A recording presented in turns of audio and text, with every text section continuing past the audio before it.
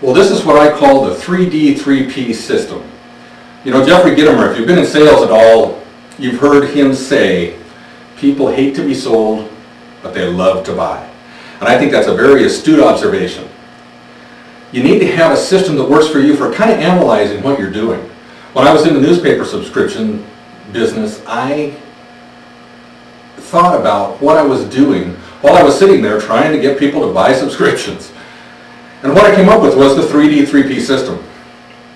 And this is just a tinker toy, modern tinker toy type of representation. You could do something like this. You could put it on paper. You could even do it in your head, although I would recommend that you actually write it down so that you have something that you can refer back to, because you're going to remember things and you're going to forget things as they come along. So here's how it works, basically.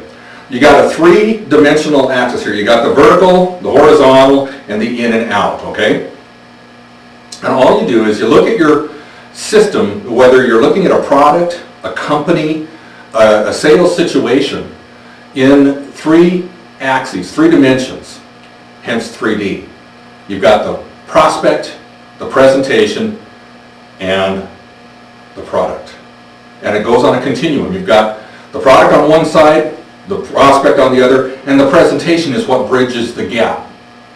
So what I do is I look at those three dimensions, the product, the prospect, and the presentation, and I do a pro and con list. I've got positives and negatives. That's why the green and the red on each of these three dimensions. So for the newspaper subscription, as an example, we'll carry through with that. What I would do is I would look at the pros and cons of the prospect. Well, one, they should be English reading, and they should have the money to afford a subscription. They should be in the area, although they don't have to be, but that makes it more pertinent for them. They want the local news, they want to be informed. What are some of the negatives of the prospect?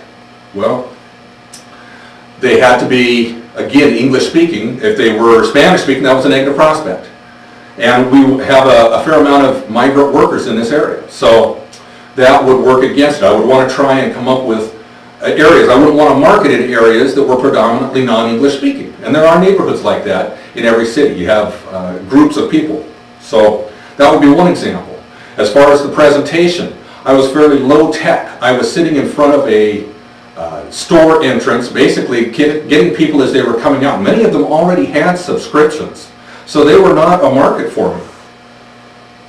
So it was basically like standing in the middle of a river and trying to catch fish as they just kind of came by, instead of actually targeting the market. As far as the